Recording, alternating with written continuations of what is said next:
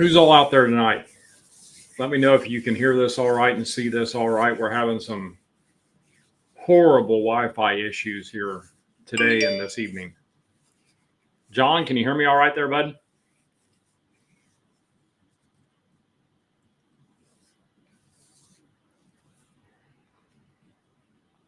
Scott, how's it going, bud?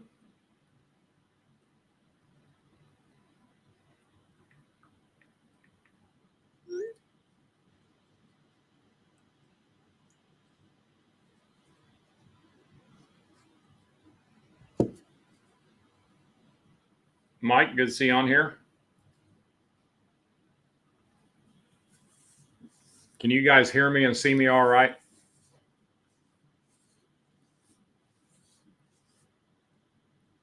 Perfect. Thanks, Mike. We're having some bad Wi-Fi problems here today, and they're kind of good, kind of not now. That's why I'm on my phone with now, trying to get it resolved. Hopefully it stays that way so we can get through this, but it's been off and on. It came back on about 10 minutes ago and off for about the last 4 hours. So we'll probably fire this thing up quicker than later just so we can try to get through it.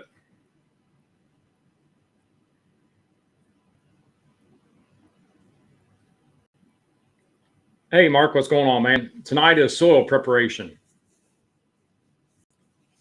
Talking about prepping that soil the right way. So I won't keep you guys too long. It's a pretty easy one. We've been having some good easy ones here lately.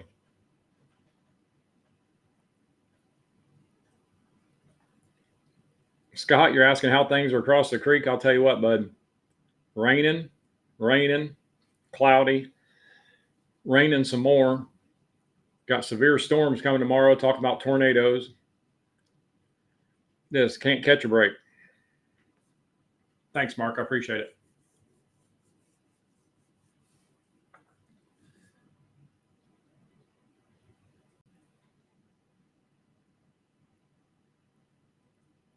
Got 10 million things need to do and can't get any of them done because all this rain, which I shouldn't even say that because I shouldn't be complaining because I know a drought's coming. I know it'll happen. And but we've been very fortunate this year. Man, it could get dry tomorrow and we'll be good for 2-3 weeks just because much moisture there is in the ground.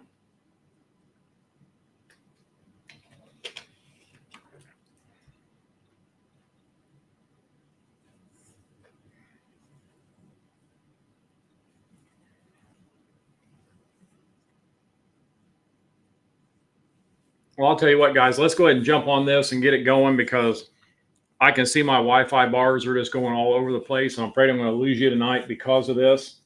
I don't know if there's storms going on somewhere, but man, it's knocked it out pretty much all afternoon. And like I said, the Wi-Fi just came back on about 10 minutes before I fired this up. And I was just getting ready to get on my phone on cellular and just tell everybody we're going to have to cancel it. And it popped on. So hopefully it stays on there for a little bit. We'll get through this. But tonight we're talking about soil preparation. Pretty easy one. Probably one of the biggest mistakes a lot of people makes, besides not checking their pH, which we have touched on that multiple times so far this spring. But Anthony, good to see you on here, bud. And as crazy as something as easy as working the soil, planting a food plot, it's as easy as can be, but a lot of people, including myself years ago, made it way too hard. Way too hard on myself. And I still got to slap myself every once in a while wanting to overdo things. Probably the most important step I can tell anybody when it comes to planting a food plot, you do not have to make the plot look like a garden. It does not have to be that way. It actually hurts you. You know, tilling that garden up, I got kind of a funny story with that one though, but tilling that garden up or tilling that plot up like a garden, you get it too fluffy, too deep. The seeds that go too deep, I don't care how much you call a packet, a heavy rain comes in like we've been having here lately, will push them seeds way too deep. You'll lose germination. You've heard me say it a million times. You'll never catch me tilling over 2 inches deep. My tiller is set at the lightest it is, can go. And that's about 1.5 inches, 1.75 inches, somewhere in there. That's all I do. Now, when it comes to getting in clay soil, even some black soil that has some clay in with it, you can get that hard pan underneath there, 8-10 inches down. You want that root system to go through there. So every so many years, you need to rip that plot up, tear that soil, tear it up, rip it up, break it up, work the soil real good. But man, if you don't have a hard pan, and if you don't know what I'm talking about, a pan, that soil is going to have a pan underneath of it that's actually usually 8 to 10 inches deep. It'll just get like concrete. I swear you could drive a 16 penny double-headed nail in it and you couldn't pull it out without a hammer. I mean, that's how hard it will get. Root systems do not penetrate that. They crawl on top of it. You want them to penetrate down. Especially if you're planting something similar like chicory, stuff like that has a real long root system. You'll lose the benefit of the chicory by it not be able to creep down, because it won't be able to pull all that nitrogen that's buried deep in the soil up to the surface. So, but take it. You can go to any store, farm store, and buy a tile probe. Long round rod, got a T-handle on it. You can just walk out in your plot and just stick it down like you're trying to find a drainage tile or something. You'll feel it. And then you feel, if you do have a hard pan, you're going to know it right away because it's going to hit hard and it's going to sound like concrete. That's what I'm talking about when I mean the pan of your soil. That needs to be worked up. But if you don't have that, 2 inches is all you need to do. You're still going to pull weed and grass seeds up that's buried that 2 inches deep, but you're not pulling all the weed seeds up that if you're tilling 8, 10, 12 inches deep, you're not pulling all that up. So you're going to have a little bit better outcome when it comes to weed and grasses, because you're not going to have as many weed and grass seeds come up by doing a light tillage. You're just making a perfect little seed bed, compacting it with a cultipacker, and broadcasting your seed, cultipack it again. I do the exact same thing when I'm running the disc. I set my 3-point to where, and I've shared videos before, where I just let that disc skip across the top. I don't really let it get in and dig. I let it skip across the top just to break that all up nice and loose. Then I call the packet, broadcast it, call the packet again. So my favorite tool out there is a disc when it comes to doing food plots. I'm not a big fan of a tiller. I own one. I use one. But I have better success running a disc or a drag harrow over a plot than I do using a tiller. I get a lot better germination rate. Because you can just make it too fluffy in a hurry, especially on dry soil. I tend, when I go to work a plot, I try to let that plot be just a little damp. So when I work it up, it's a little clumpy, a little soft, kind of make some little balls with it. Not much. You can't be wet. And then I let it air dry out for a couple hours. And man, it'll just work up like crazy. Go over it with a cultipacker. It just lays it. I mean, it just powders it down. So I would prefer to till with a tiller, with it being, and with a disc as well, with it being just a little damp, not wet, but a little damp, where you can kind of grab that soil and kind of halfway make a ball out of it, but you can't, it'll still fall apart on you. That's my favorite way to till and disc. Now running a harrow or a drag of some sort, I want it dry. I don't want any kind of wetness to it. I want it dry as a bone, because that's how it's going to break apart and loosen up. But with a tiller and disc, I like it being just a hair damp, just it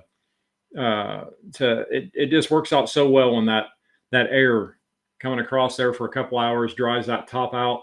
You call the packet, you still got the moisture in deep for the germination. You call the pack that, it brings some more moisture up. You broadcast your seed, call the packet again, it brings a little more moisture up. Man, it works out perfect. So, but just like taking a mag over concrete, that old cultipacker will just bring that cream right to the top. So it works out very, very well.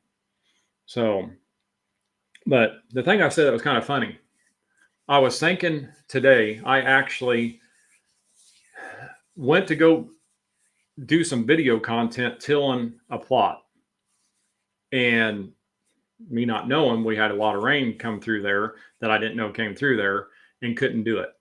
So on the way back, a buddy of mine has been begging me to till his garden at his shop, little tiny garden. And I thought, I'm coming right by there. It'll take me longer to unload the tractor than it will do the disc or till. Well, as I'm tilling, I got off when I was done and I started filling the soil because it's a little damp, just the way I like it. And I started raking it back and it was only 2 inches. And I started thinking, a food plotter shouldn't till gardens because I tilled that like I would my food plots. And I should have tilled it like a garden, let it eat, dig down, because he's going to be planting some big plants in it. I should have let it eat and dig down. But I raked it back and I'm about 2 inches of, that's all I worked up on the top, which was, to me, I just had to laugh at myself because I'm like, that's why I don't do gardens. I can't till a garden right. I can a food plot, but I can't till a garden right. So he's probably cussing me right now and they're trying to plant tomato plants probably because I didn't till down deep enough. But it was hot. I had work to do, so he can figure it out.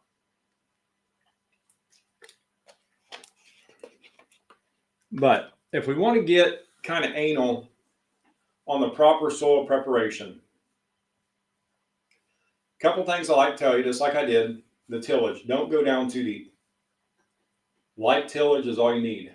But if you're at a point in time where you were not able to get lime on prior to getting this plot ready to plant, right now is the best time to get that lime spread down before you till it. Put the fertilizer down, your granular fertilizer down before you till it, and till that stuff under. It's going to help the breakdown process so much better. Coming into these annual plots this fall, you're going to be using a lot of nitrogen-based granular. You don't want to use that for the air just sitting out on top because you're going to lose it. I mean, that you want to get that fertilizer and that lime in that soil, work it under so you don't lose that nitrogen to evaporation. So that is pretty key. A lot of people will go through, work the plot, they have broadcast the seed, then they have broadcast the lime and fertilizer over top of it. And man, you just lose a lot of money in fertilizer, especially nitrogen based, by throwing it right on top. And if you don't get a rain, you're losing that money. So work it in. It's going to help that breakdown process, the whole 9 yards. A lot of people ask me how important it is to kill an area off. You can get by with not killing an area off, especially Nebraska plot. If you're going to be planting Nebraska, stuff like that, you can get by with it. I myself, I have to kill. I just always have.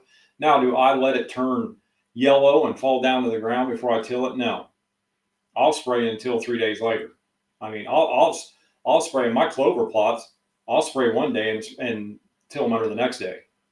I mean, I have no issue with that. But with my clover plots, I'm using select herbicides, which I can get by with that. Now, your annual plots, you're looking at, you need to let them rest. So you're looking at, if you're spraying that plot, I would not get in there till at least 7 days before you plant. But if you're using select herbicides, the plant clover and stuff like that, you can plant them the next day. That's how I've done my plots for many years. I think I shared that on social media here a few weeks back. Just a little trick that I started doing, and man, it helps with a weed-free plot. But yeah, I love killing my areas off and then working them under. It puts organic matter in. It helps with your nitrogen levels. I mean, it just works so much better, and it helps with a little less weed-free plot. How many people has been out there and tilled the plot and couldn't plant it because maybe a rain came in or something on you, and you come back in a few days later and you got a lot of that stuff standing up. It'll lay it over, chop some of it up, but some of it's just laying over and it'll stand right back up and you have them big old weeds right there again. So, and it's better for the germination rate as well, because you don't have, if you kill them off, you don't have them plants trying to starve that soil. They're not eating from that soil while you're trying to start your germination rate and feeding them seedlings. So I would definitely try to kill that area off if you could. I used to kill a lot and then burn after it dried up, but anymore I just turn mine under. The only thing I burn off anymore is my barricade and my switchgrass. But other than that, I'm turning it under. All right, let's see what we got here. Hopefully we can keep this thing rolling and I don't lose nothing here. See what we got.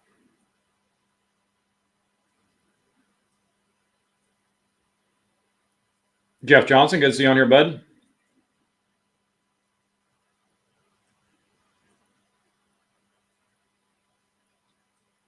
Mark, you talking about the pain of the soil, you use a 2-inch auger? Absolutely. Works out very well. 24 inches long. Works very well.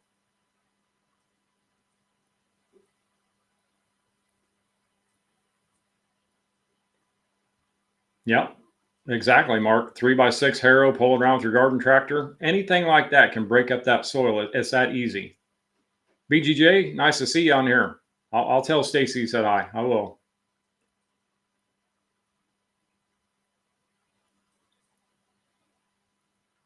Absolutely, Jeff. A lot of people get in the habit of tilling way too deep for these food plots. Set them depth pads a little shallower. I'm telling you, you'll really like it. Jason, good to see you on here, bud. Doug, good to see you, bub.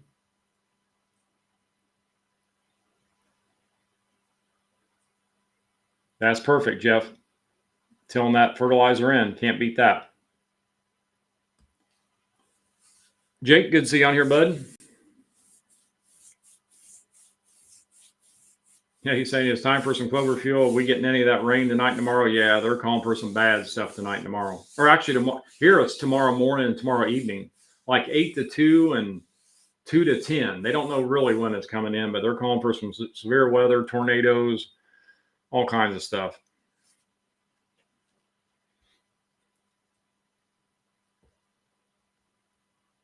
Which I'm not really looking forward to because I haven't said much about this on here, but I'm actually getting close to being done with it.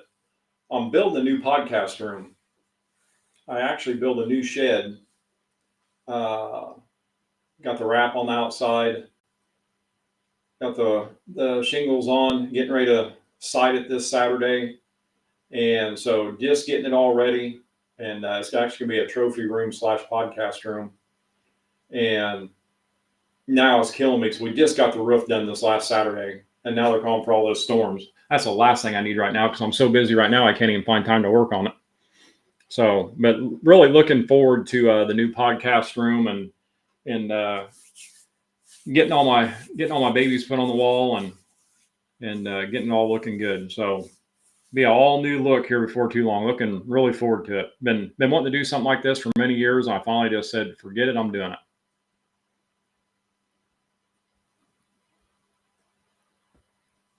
If the storms don't take it away. Scott, what would you recommend for a plot that is mostly rocky? I've been thinking about taking my single bottom plow and turning the dirt over to see what I find. But I fear turning over more rocks. Yeah, you could turn over more rocks. It's very rocky. I'll tell you what, bud. In a rockier area, radishes love a real rocky area.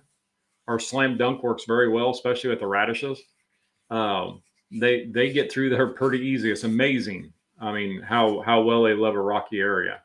So them tubular radishes look good. The fall, winter, spring, or the slam dunk would be my choice. Rick, good to see you on here, bud.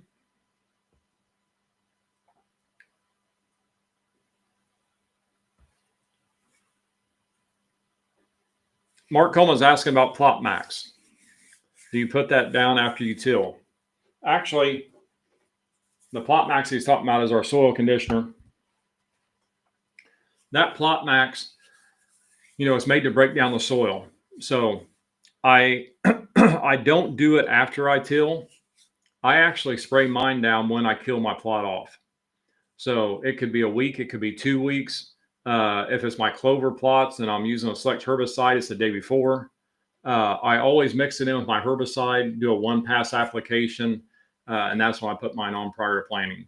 You can put it on the same day you plant, have no problem. You can put it on after you till, no problem. But I know I'm always going to be spraying a herbicide to kill that plot off, so I'm always mixing the plot max in with it.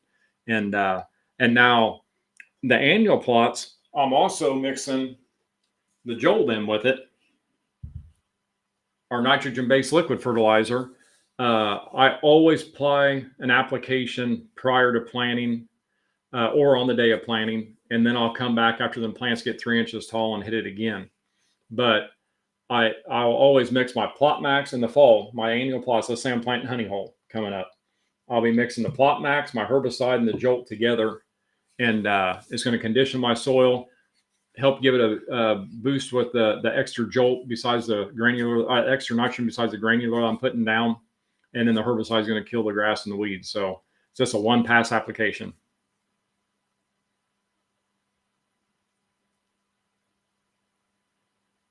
Jason talking about just for planting some barricade, then cold and wet and didn't do a thing. I'll tell you what, man, now we haven't had that issue here on the coldness, but I've had a lot of phone calls over it. People this year up north and around, they had a heck of a time with ground temps this year. I even talked to some farmers that were waiting to plant soybeans just because, I mean, they're almost a month late getting soybeans in just because how the temperatures were doing. So I can feel your pain there on that one, bud.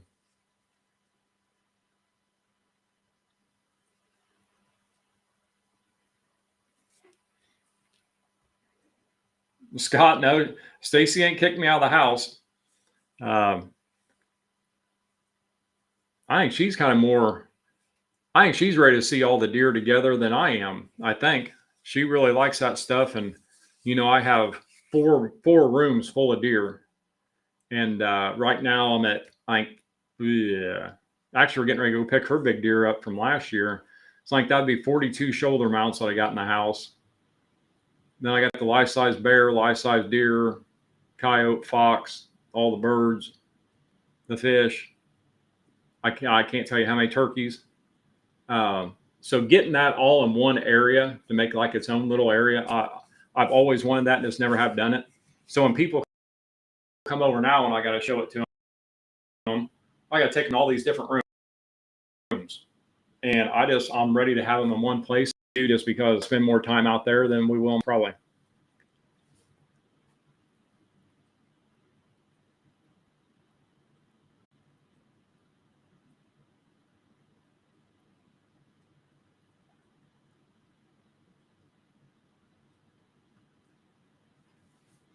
Scott, I was talking about the slam dunk with your rocky area. You said you tried the slam dunk in the honey hole mix, pretty decent.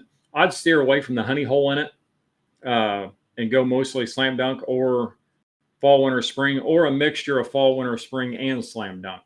But I would stay away from the turnips in that rocky area.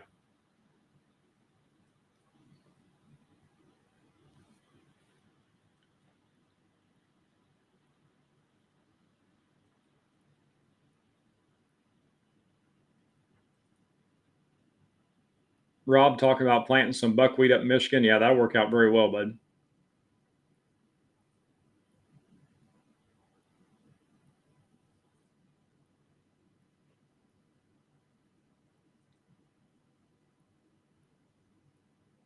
Going with oats and wheat, that should be a pretty good one up there for you.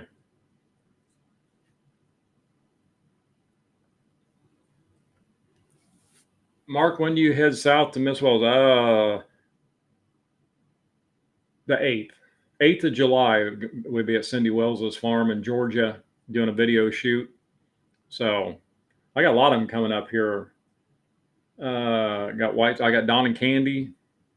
I got them. I actually got to call the guys from Backwoods Life. Got a bunch of them going on, so I got to get my dates correct. I don't got my book here in front of me, so kind of throw me for a loop when you start asking me dates because I can't even keep them straight anymore. I got a 5-day deal going on in Ohio. That's the end of July, middle of July. Yeah, it's crazy.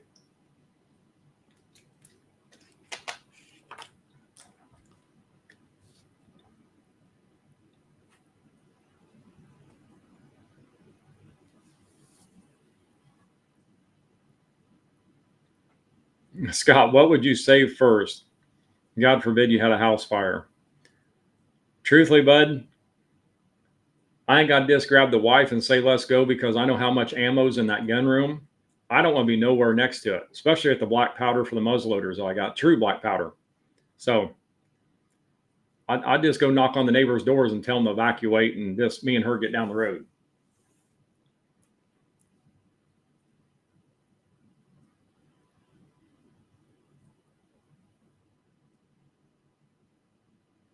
John, you're right. It's nice to have things in one place. It really is. Looking forward to it. I'm looking forward to you coming down and helping me move too. Move them.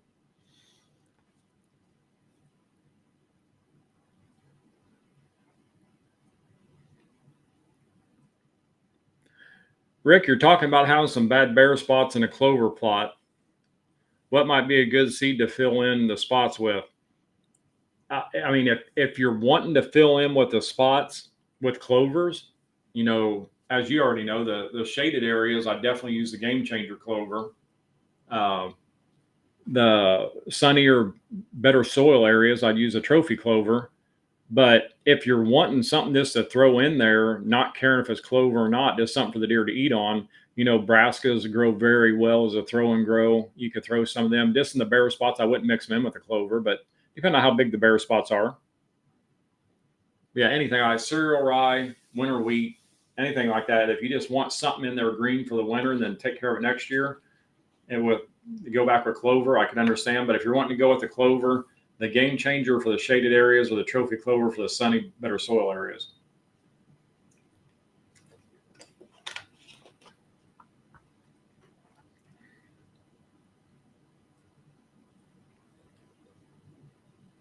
All right, guys, you got some more questions for me? We're pretty well through the ground preparation. There ain't much to it. Till light, turn under your fertilizer and your lime. You want optimal results, the Plot Max is an awesome one for your spring or fall plantings. The Jolt is excellent for your nitrogen-based plants you're mostly going to plant in the fall. The Clover Fuel for the clovers to get them throughout their growing season. Hit them 2, 3, 4 times as much as you want. The plants are only going to benefit. Works very well, foliar fertilizer. So, I mean, pretty well easy as pie, I guess I should say. Ain't much to it. But again, I've been there, and a lot of times we overthink it, we overdo it, and we just don't need to. It's not rocket science. We're planting food plots, and don't let me hire me to till a garden because it won't be deep enough. I promise you that.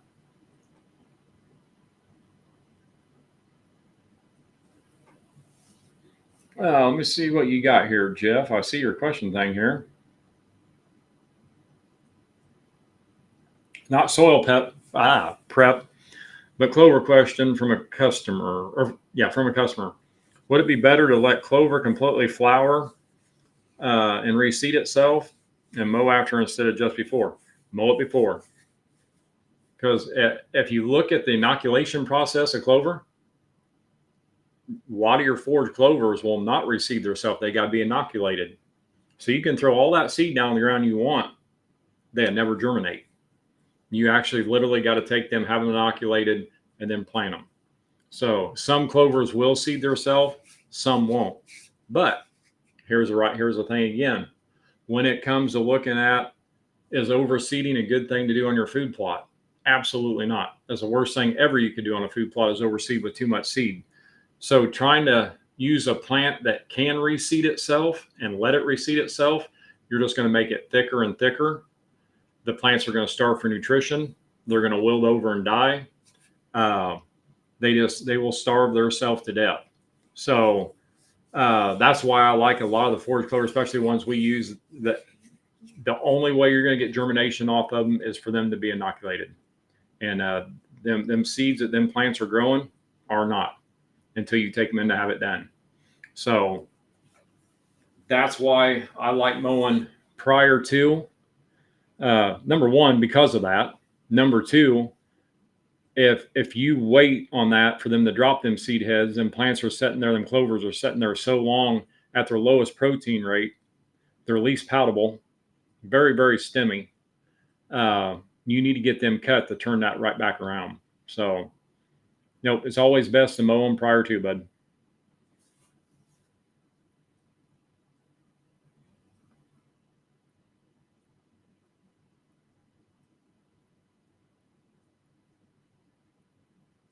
John, you better believe it. If your house or cabin ever catch on fire, I'll know it up here from 4 hours away. I'll know it by the sound.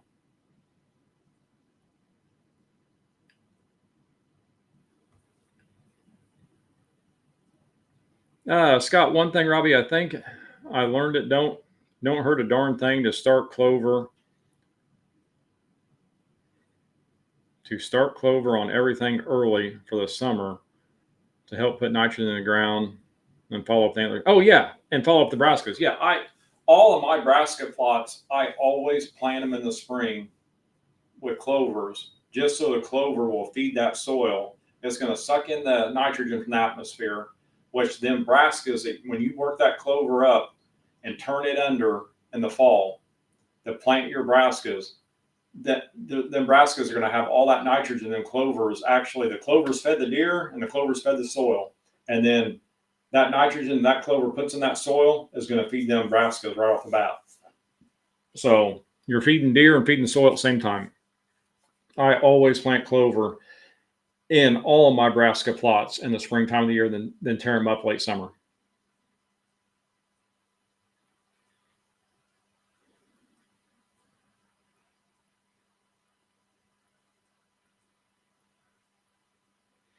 Jason is saying, I'm doing a bunch of fall plots for a customer, but he doesn't want to spray or fertilize anything. Any suggestions?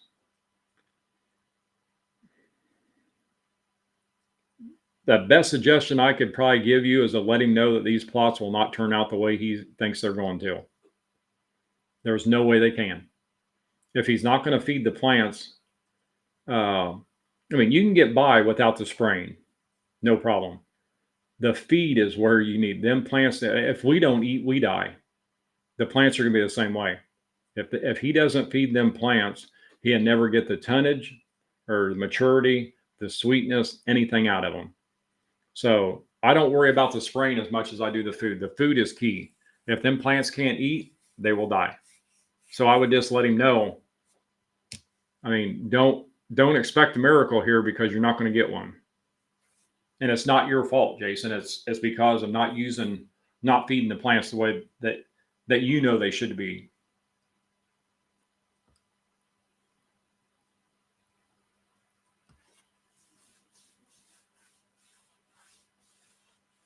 Scott, I'll tell you what, clover is going crazy this year.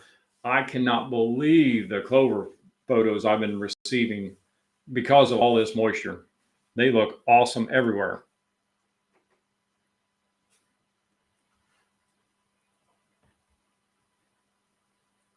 Let me jump back here, make sure I didn't miss somebody. You guys got anything else? Let me know. We'll be jumping off here in a little bit. I know it's probably a beautiful evening where you're at, so you don't want to be sitting here looking at my ugly mug all afternoon, all evening.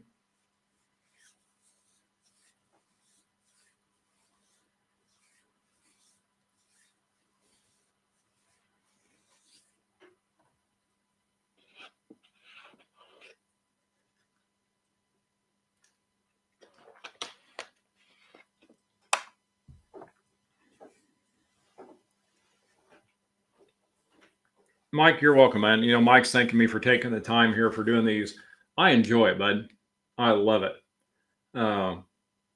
Mike, I don't know how long you've been on these podcasts with me, and I don't know if I said it this year or not. I know I said it in years past, but when I started food plotting, there was nobody doing it. And that's showing my age. You know, I'll be 51 years old this year. And there was nobody in the area doing it.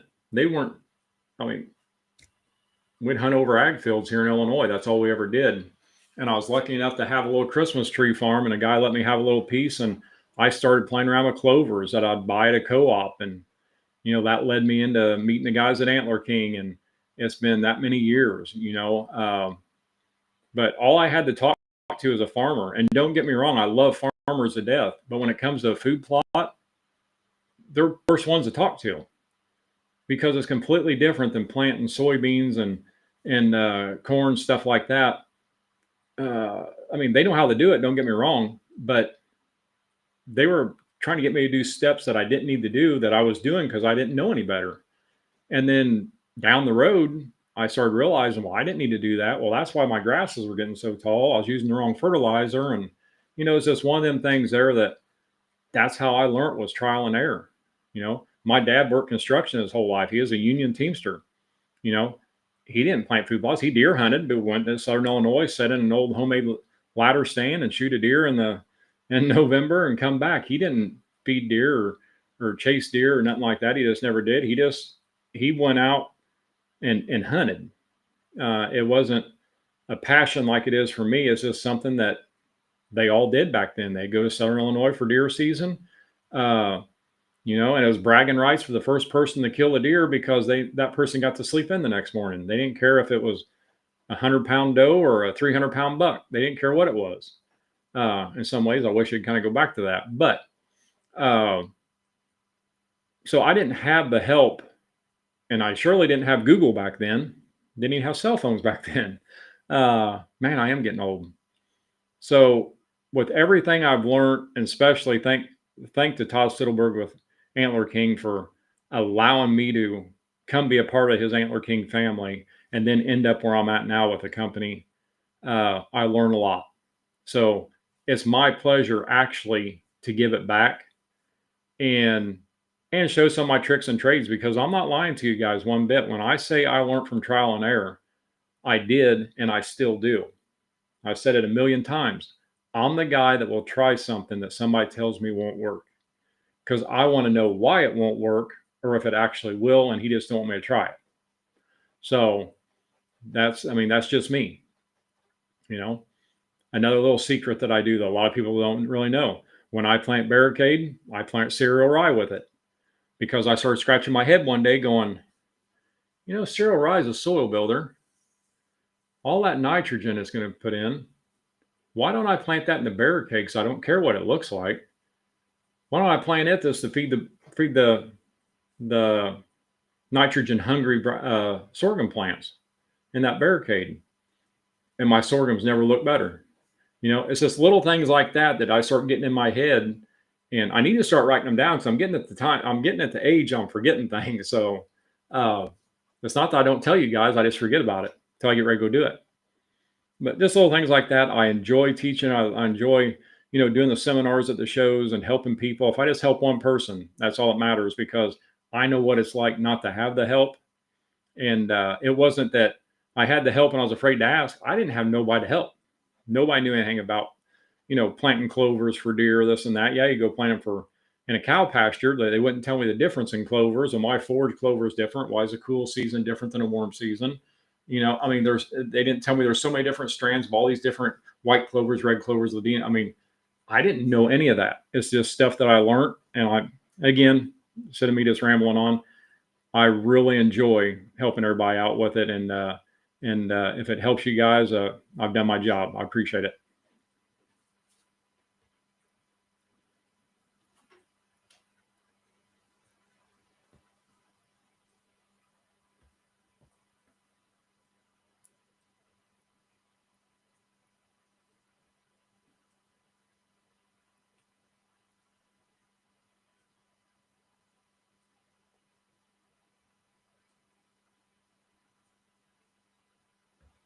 Scott, you're asking what my favorite pelletized fertilizer is, as it's going to depend on what I'm planting, bud.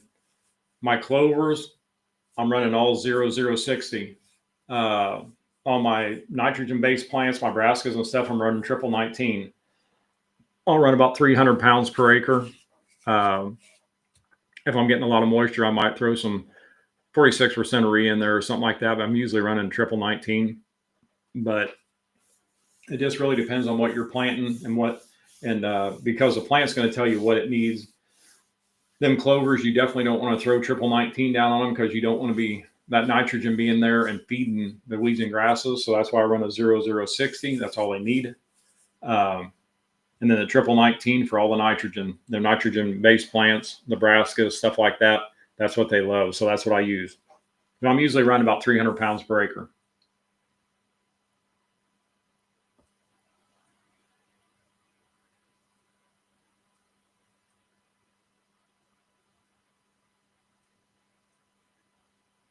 Robert, I'm not following. What's the latest on starting your? Oh, you're probably talking about the club. If you're talking about the Antler King Club, I don't know, bud. We've been arguing about that for about a year now, trying to figure something out. So I don't know what's ever going to come about that. Perfect, Rick. That worked out good. Throw some seed in, hit with the Packer Max. Can't beat that, man.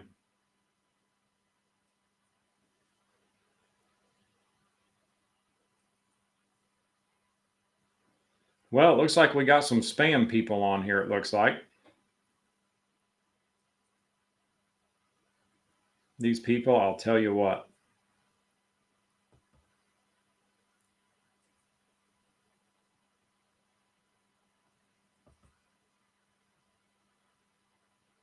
Okay, I got rid of that one anyway. Let's see if we can find another one. I'd say that's another one right there. Sorry, guys. When I see these on here, I'm getting rid of them.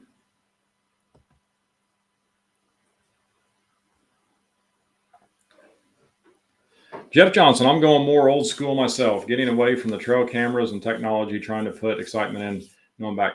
You know, I told you guys earlier that I went and I was going to do some filming, doing some tilling earlier today, and it was just way too wet.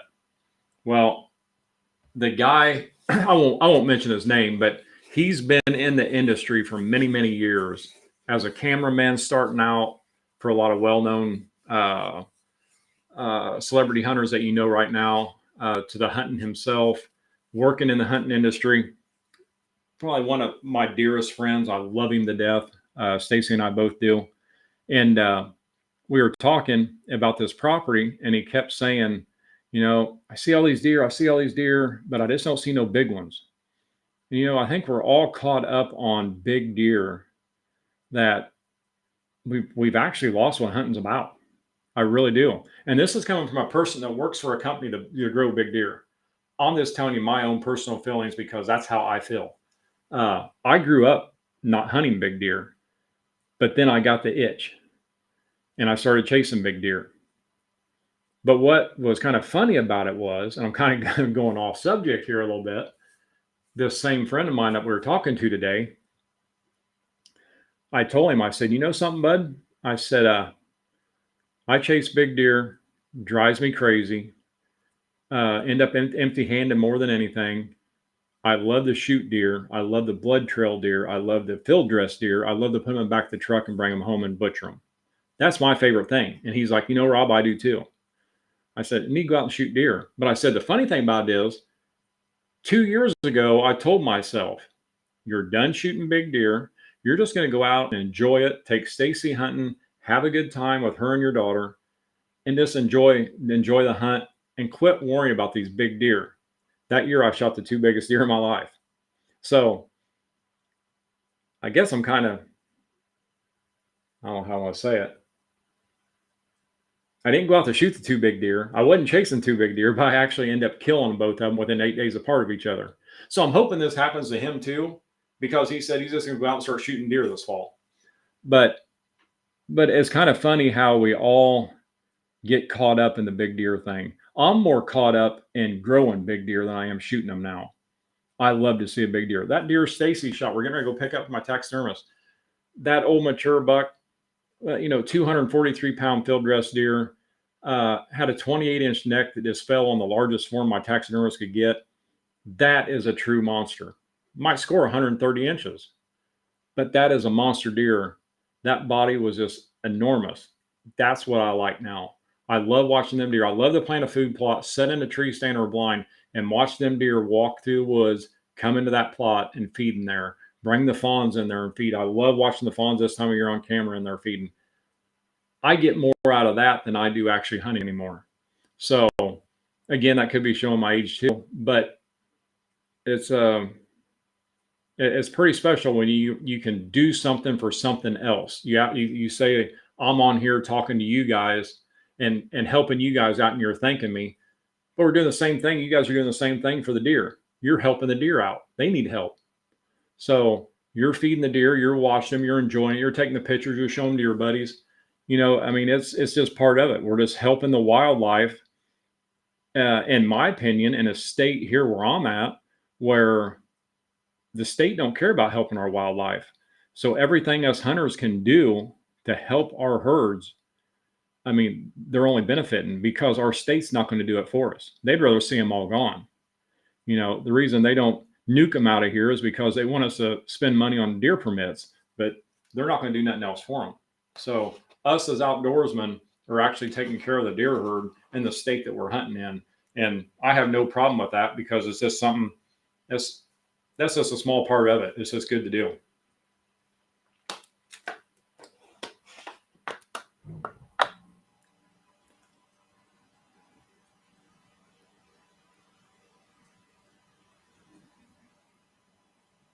John, you're right. Our kids and good friends made hunting fun again. That is exactly right.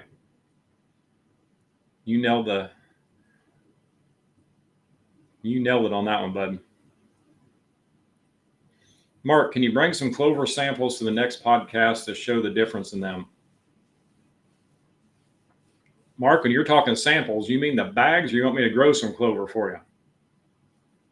Or actually go pick some and try to show it to you before it wilts?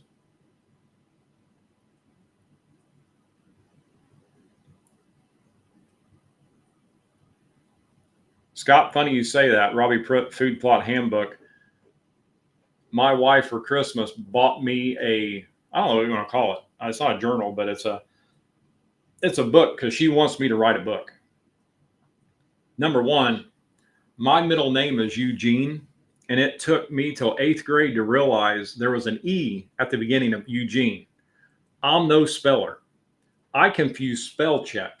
So I can only imagine me writing a book and giving it to somebody to proof and redo for me. They have no clue what I'm talking about because I can't spell. So I can plan a food plot, but again, it took me to 8th grade to spell my middle name. So I don't see a book coming unless somebody just wants to sit down and listen to me talk and then write it down.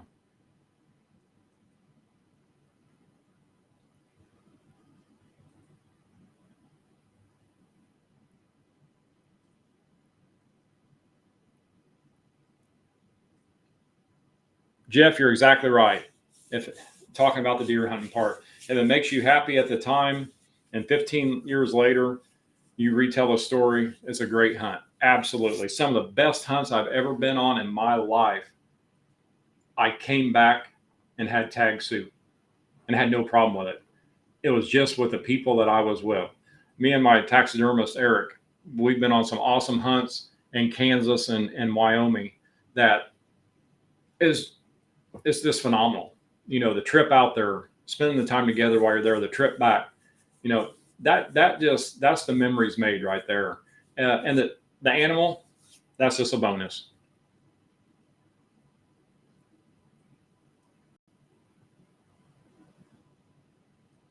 All right, Mark, Clover plants himself. See where I'm at here in 2 Tuesdays. If I could get some picked and keep them wet to keep them going, I can run down the plot and do that.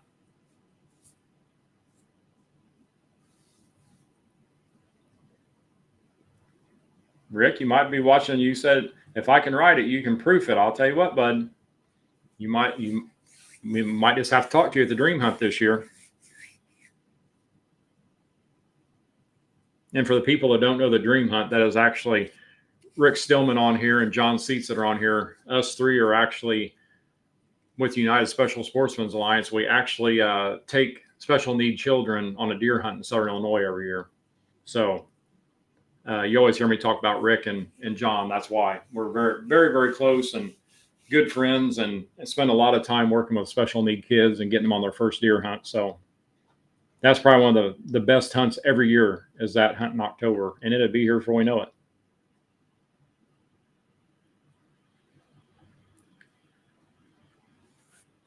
Scott, I do have a pretty special woman, or pretty smart woman. I mean, she is a special needs teacher. She calls me special all the time. I just can't figure out who Ed is.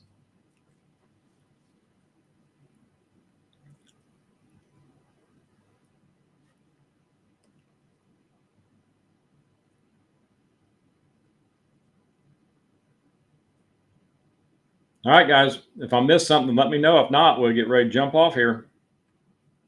We made it this long. Wi-Fi's still going. I like it.